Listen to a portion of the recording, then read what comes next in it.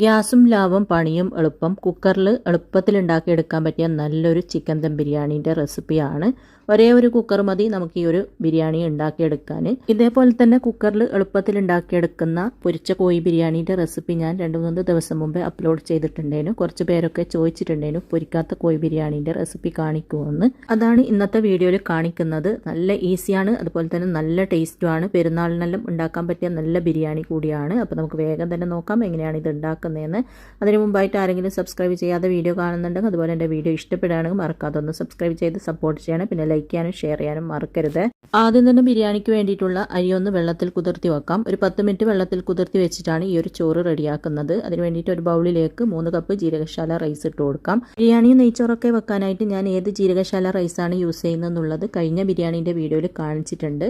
നിങ്ങൾക്ക് ആ ഒരു അരി കാണണം എന്നുണ്ടെങ്കിൽ ഞാൻ വീഡിയോൻ്റെ ലിങ്ക് താഴെ കൊടുക്കാം. അത് ഒന്ന് പോയി കണ്ട് നോക്കിയാൽ മതി.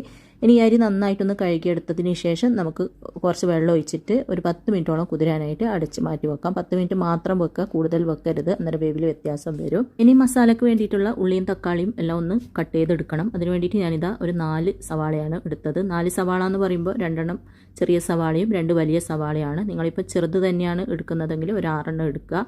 വലുതാണെങ്കിൽ ഒരു 3 എണ്ണം എടുത്താൽ മതി. പിന്നെ 2 മീഡിയം സൈസിലുള്ള തക്കാളി, പിന്നെ ഇതുപോലത്തെ 3 ചെറിയ കഷ്ണം ഇഞ്ചി, പിന്നെ 12 അല്ലി വെളുത്തുള്ളി, 12 പച്ചമുളകുമാണ് എടുത്തത്. ഇതെല്ലാം ഒന്ന് മിക്സിൻ്റെ ജാറിലിട്ടിട്ട് ക്രഷ് ചെയ്തെടുത്താൽ മതി. തക്കാളിയും ഉള്ളിയെല്ലാം ഒന്ന് കട്ട് ചെയ്തെടുക്കുക. പിന്നെ ഉള്ളി ചോറിനും കൂടി ഉള്ള ഉള്ളിയാണ്. ഇനി നമുക്ക് ചോറ് റെഡിയാക്കി എടുക്കാം. അതിന് വേണ്ടിയിട്ട് ഒരു കുക്കർ അടുപ്പത്ത് വെച്ചിട്ടൊന്ന് ചൂടാക്കിയിട്ടുണ്ട്. അതിലേക്ക് 2 ടേബിൾ സ്പൂണോളം ഗീയും 1 ടേബിൾ സ്പൂണോളം വെളിച്ചെണ്ണ ഒഴിച്ചു കൊടുക്കാം. വെളിച്ചെണ്ണ അല്ലെങ്കിൽ ഓയിൽ എടുക്കുക. ഇതൊന്ന് ചൂടായി വരുമ്പോൾ ഇതിലേക്ക് ഞാൻ കുറച്ച് സവാളയും അണ്ടിപ്പരിപ്പും മുന്തിരിയും ഒക്കെ ഒന്ന് വറുത്തെടുക്കുന്നുണ്ട്. നമ്മൾ പിന്നീട് ചിക്കനൊന്നും ഫ്രൈ ചെയ്യാതെയല്ല ഉണ്ടാക്കുന്നത്. അതുകൊണ്ട് ഈ ഒരു സമയത്ത് ചോറിൻ്റെ മുകളിൽ ഇട്ട് കൊടുക്കാനുള്ള ഉള്ളിയും അണ്ടിപ്പരിപ്പും മുന്തിരിയും ഒക്കെ ഒന്ന് ഫ്രൈ ചെയ്തെടുക്കുക. അപ്പോൾ ഉള്ളി ഇട്ടിട്ട് ഇതുപോലെ ചെറിയൊരു കളർ മാറി തുടങ്ങുമ്പോൾ ഒന്ന് കോരി മാറ്റുന്നുണ്ട്. ഉള്ളിയും അണ്ടിപ്പരിപ്പും മുന്തിരിയൊന്നും പൊരിച്ചിടണമെന്ന് നിർബന്ധമൊന്നുമില്ല. ഞാൻ വീഡിയോയിൽ കാണാനൊരു ഭംഗിക്ക് വേണ്ടിയിട്ട് ചെയ്യുന്നതാണ്. പിന്നെ ഉള്ളി മാത്രമാണ് ഇടുന്നതെങ്കിൽ ഉള്ളി മാത്രം ഇട്ടാൽ മതി, അണ്ടിപ്പരിപ്പും മുന്തിരിയും ഒഴിവാക്കാം. ഉള്ളി കോരിയതിന് ശേഷം ഇതിലേക്ക് കുറച്ച് അണ്ടിപ്പരിപ്പും കൂടി ഇട്ടിട്ടൊന്ന് ചെറുതായിട്ട് മൂത്ത് കളറൊന്ന് മാറി വരുമ്പോൾ ഇതിലേക്ക് കുറച്ച് മുന്തിരി കൂടെ ഇട്ട് കൊടുക്കാം. മുന്തിരി ഇട്ട് കൊടുത്താൽ പിന്നെ പെട്ടെന്ന് തന്നെ മുന്തിരി പൊങ്ങി വരും. പൊങ്ങി വന്നു കഴിഞ്ഞാൽ പെട്ടെന്ന് തന്നെ നമുക്ക് കോരി മാറ്റാം. അപ്പോൾ അണ്ടിപ്പരിപ്പും മുന്തിരിയൊക്കെ ഒന്ന് ചെറുതായിട്ട് കളറൊക്കെ ഒന്ന് മാറി ഇതുപോലെ റെഡി ആയിട്ടുണ്ട്. ഇനി നമുക്കിത് എണ്ണയിൽ നിന്ന് കോരി മാറ്റാം. ഇനി നമുക്ക് ചോറ് റെഡിയാക്കി എടുക്കാം. അപ്പം പ്രത്യേകിച്ച് വേറെ എണ്ണ ഒഴിച്ചു കൊടുക്കേണ്ട ആവശ്യമൊന്നുമില്ല. ഈ ഒരു എണ്ണയിലേക്ക് തന്നെ 2 ഏലക്കായ്, 2 ഗ്രാമ്പു, ഒരു ചെറിയ കഷ്ണം പട്ട, കുറച്ച് കുരുമുളക് ഇട്ട് കൊടുത്തിട്ട് ഒന്ന് മൂത്ത് വരുമ്പോൾ ഇതിലേക്ക് കുറച്ച് സവാള കട്ട് ചെയ്തതും കൂടെ ഇട്ട് കൊടുക്കാം. എന്നിട്ട് അതും ഒന്ന് ചെറുതായിട്ട് മൂപ്പിച്ചെടുക്കുക. പിന്നെ ഏലക്കായിൻ്റെയും പട്ടൻ്റെയും ഗ്രാമ്പൂൻ്റെയും ഒക്കെ ഫ്ലേവർ നിങ്ങൾക്ക് കൂടുതൽ ഇഷ്ടമാണെങ്കിൽ കൂടുതൽ ചേർത്ത് കൊടുക്കാം. പിന്നെ കുറച്ച് കറിവേപ്പില കൂടെ ഇട്ടിട്ട് നന്നായിട്ടൊന്ന് മിക്സ് ആക്കിയതിന് ശേഷം ഇതിലേക്ക് നമുക്ക് വെള്ളം ഒഴിച്ചു കൊടുക്കാം. അപ്പോൾ 1 കപ്പ് അരിക്ക് 2 കപ്പ് എന്ന അളവിനാണ് ഞാൻ വെള്ളം ഒഴിച്ചു കൊടുക്കുന്നത്. ആ ഒരു അളവിന് നിങ്ങൾ എത്രയാണോ അരി എടുക്കുന്നത് അതിനനുസരിച്ചിട്ട് വെള്ളം ഒഴിച്ചു കൊടുത്താൽ മതി. കഴിഞ്ഞ വീഡിയോയിൽ ഞാൻ കാണിച്ചത് വറുത്തിട്ടുണ്ടാക്കുന്ന ചോറാണ്. ഇത് വറുത്തിട്ടല്ല, വെള്ളം തിളപ്പിച്ചിട്ട് അതിലേക്ക് അരി ഇട്ടിട്ടാണ് ഈ ഒരു ചോറ് റെഡിയാക്കുന്നത്. വറുത്തിട്ടുണ്ടാക്കുമ്പോൾ നമ്മൾ തിളച്ച വെള്ളം തന്നെ ഒഴിച്ചു കൊടുക്കുക. എന്നിട്ട് ആവശ്യത്തിനുള്ള ഉപ്പും കൂടെ ചേർത്തിട്ട് നന്നായിട്ടൊന്ന് മിക്സ് ആക്കിയതിന് ശേഷം ഇത് തിളക്കാനായിട്ട് ഒന്ന് അടച്ച് വെക്കാം. ഒരു 5 മിനിറ്റോളം അടച്ച് വെക്കുമ്പോഴത്തേക്ക് നന്നായിട്ട് തിളച്ച് വരും.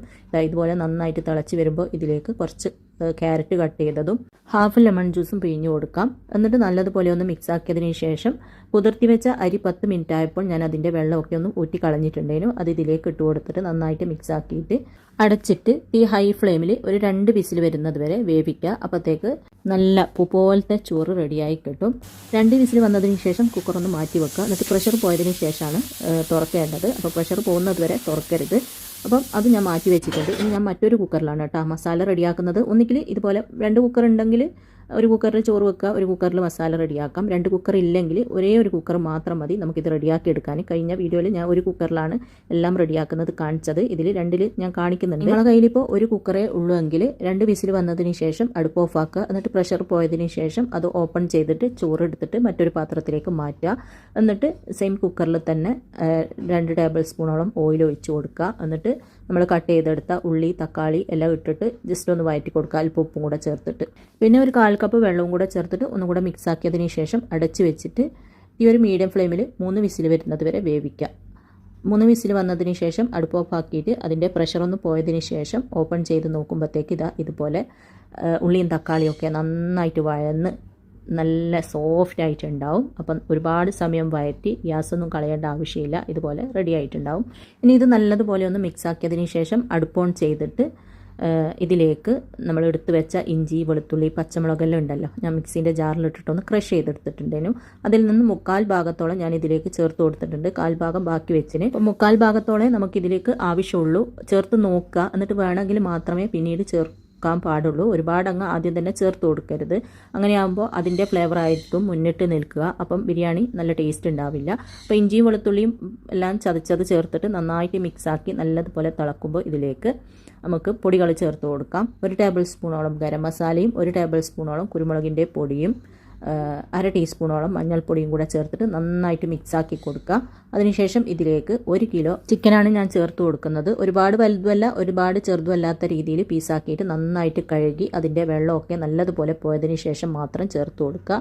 എന്നിട്ട് നല്ലതുപോലെ ഒന്ന് മിക്സാക്കി കൊടുക്കാം. പിന്നെ 1 കിലോ ചിക്കൻ നമ്മൾ എടുക്കുമ്പോൾ 3/4 കിലോ മുതൽ 1 കിലോ വരെ അരി നമുക്ക് വെക്കാം. അപ്പോൾ അതാണ് കറക്റ്റ് അളവ്. 1 കിലോ ചിക്കനിന് 1 കിലോ അല്ലെങ്കിൽ 3/4 കിലോ അരി വരെ നമുക്ക് റെഡിയാക്കി എടുക്കാം. എന്നിട്ട് അല്പം ഉപ്പും കൂടെ ചേർത്തിട്ട് നന്നായിട്ടൊന്ന് മിക്സാക്കി കൊടുക്കുന്നുണ്ട്. നമ്മൾ മസാലയിൽ കുറച്ച് ഉപ്പെല്ലാം ഇട്ടിട്ടുള്ളൂ. അപ്പോൾ ചിക്കനിലേക്കും കൂടെ ഉള്ള ഉപ്പും കൂടെ ഇട്ടിട്ട് നന്നായിട്ട് മിക്സാക്കിയതിന് ശേഷം അടച്ച് വെച്ചിട്ട് ഒരു 2 വിസിൽ വരുന്നത് വരെ വേവിക്കുക. ചിക്കൻ്റെ വേവ് നോക്കിയിട്ട് വേണം വേവിക്കാൻ. ഒരുപാട് വെന്ത് ഉടഞ്ഞു പോകരുത്. ഒരു 1/4 വേവായാൽ മാത്രം മതി. 2 വിസിലിൽ 1/4 വേവ് ആയാൽ മാത്രം മതി. ഓരോ ചിക്കന് 1 വിസിലിൽ തന്നെ അത്യാവശ്യം നല്ലതുപോലെ വെന്ത് കിട്ടും. അപ്പോൾ അത് നിങ്ങൾ നോക്കിയിട്ട് ചെയ്യുക. അപ്പോൾ 2 വിസിൽ വന്നതിന് ശേഷം അടുപ്പ് ഓഫ് ആക്കിയിട്ട് കുക്കറിൻ്റെ പ്രഷർ പോയതിന് ശേഷം തുറന്നിട്ട് നന്നായിട്ടൊന്ന് മിക്സാക്കി കൊടുക്കുക. എന്നിട്ട് തീ ഹൈ ഫ്ലെയിമിൽ വെച്ചിട്ട് ഒരു 5 മിനിറ്റ് ഒന്ന് തിളപ്പിക്കാം. ഇതിൽ കുറച്ച് ഗ്രേവി വെള്ളം കൂടുതലാണ്. അപ്പോൾ അതൊന്ന് വറ്റാൻ വേണ്ടിയിട്ട് ഒരു 5 മിനിറ്റോളം തീ ഹൈ ഫ്ലെയിമിൽ വെച്ചിട്ട് തിളപ്പിക്കുക. ഇടയ്ക്കിടയ്ക്കൊന്ന് മിക്സാക്കി കൊടുത്താൽ മതി. അപ്പോൾ നമ്മൾ ഹൈ ഫ്ലെയിമിൽ വെച്ചിട്ട് മിക്സ് ചെയ്ത് കൊടുക്കാൻ തുടങ്ങിയിട്ട് ഒരു 5 മിനിറ്റോളം ആയിട്ടുണ്ട്. ഇപ്പം ഗ്രേവി അത്യാവശ്യം ഒന്ന് കുറുകി വന്നിട്ടുണ്ട്. ഈ ഒരു രീതിയിൽ ആവുമ്പോൾ ഇതിലേക്ക് ഹാഫ് ലെമൺ പിഴിഞ്ഞ് കൊടുക്കാം. പിന്നെ 1 ടേബിൾ സ്പൂണോളം തൈരും കൂടെ ചേർത്ത് കൊടുക്കാം. ഇതുപോലെ ബിരിയാണി വെക്കുമ്പോൾ ഞാൻ തൈര് ചേർത്ത് കൊടുക്കലുണ്ട്. പൊരിച്ചിട്ടാണ് വെക്കുന്നതെങ്കിൽ തൈര് ചേർക്കൂല. അപ്പോൾ ഒരുപാടൊന്നും തൈര് ചേർത്തിട്ടില്ല. 1 ടേബിൾ സ്പൂണോളം തൈരും ഹാഫ് ലെമണുമാണ് പിഴിഞ്ഞ് കൊടുത്തത്. എന്നിട്ട് നന്നായിട്ടൊന്ന് മിക്സാക്കി കൊടുക്കുക. അപ്പം നമ്മുടെ മസാല ഇതാ ഇവിടെ നന്നായിട്ട് റെഡിയായി കിട്ടിയിട്ടുണ്ട്. ഇപ്പോൾ ഈ കുക്കർ ചെറുതാണ്, അതുകൊണ്ട് ഞാൻ ചോറ് വെച്ച ആ ഒരു കുക്കറിൽ തന്നെയാണ് ദം ചെയ്യുന്നത്. അപ്പോൾ അത് തുറന്നിട്ട് അതിലെ ചോറൊന്ന് എടുത്തു മാറ്റുക. നിങ്ങളുടെ കയ്യിലിപ്പോൾ ഒരു കുക്കറാണ് ഉള്ളതെങ്കിൽ ചോറിതാ ഇതുപോലെ മുഴുവനായിട്ട് കോരി മാറ്റിയിട്ട് മസാല റെഡിയാക്കിയതിന് ശേഷം ചോറ് അതിലേക്ക് ഇട്ട് കൊടുത്താൽ മതി. അപ്പോൾ ഇതാ അടിപൊളിയായിട്ടുള്ള നല്ല നെയ്ച്ചോറ് ഇതുപോലെ റെഡിയായി കിട്ടിയിട്ടുണ്ട്. കുക്കറിൽ അടിപൊളിയായിട്ട് നല്ല ചോറ് റെഡിയാക്കി എടുക്കാനായിട്ട് പറ്റും. ഇനി ഈ ചോറ് മുഴുവനും ഞാൻ മറ്റൊരു പാത്രത്തിലേക്ക് മാറ്റുന്നുണ്ട്. മാറ്റിയതിന് ശേഷം ആ ഒരു മസാല മുഴുവനും ഇതിലേക്ക് ഇട്ട് കൊടുക്കാം. എന്നിട്ടൊന്ന് ലെവലാക്കിയതിന് ശേഷം അതിൻ്റെ മുകളിലായിട്ട് കുറച്ച് മല്ലിച്ചപ്പും പുതിനയിലയും കട്ട് ചെയ്തത്, കുറച്ച് സവാള ഫ്രൈ ആക്കിയത്, അണ്ടിപ്പരിപ്പ് മുന്തിരി ഫ്രൈ ആക്കിയത് ഇട്ട് കൊടുക്കുക. എന്നിട്ട് ആ ഒരു ചോറുണ്ടല്ലോ എടുത്ത് മാറ്റിയ ചോറ് മുഴുവനും ഇതിൻ്റെ മുകളിലായിട്ട് ഇട്ട് കൊടുക്കുക. വീഡിയോ കാണുന്ന സമയത്ത് വീഡിയോ ഇഷ്ടപ്പെടുകയാണെങ്കിൽ മറക്കാതെ ലൈക്ക് ചെയ്യാനും ഷെയർ ചെയ്യാനും മറക്കരുത്. അങ്ങനെ ചോറ് മുഴുവനും ഞാനിതാ ഇതിലേക്ക് ഇട്ട് കൊടുത്തിട്ടുണ്ട്. ഇനി ഇതിൻ്റെ മുകൾ ഭാഗം ഒന്ന് ലെവലാക്കി കൊടുക്കുക. എന്നിട്ട് ഇതിലേക്ക് കുറച്ച് ഗരം മസാല വിതറി കൊടുക്കുക. പിന്നെ സവാള, അണ്ടിപ്പരിപ്പ്, മുന്തിരിയെല്ലാം വറുത്തത് ഇട്ട് കൊടുക്കുക.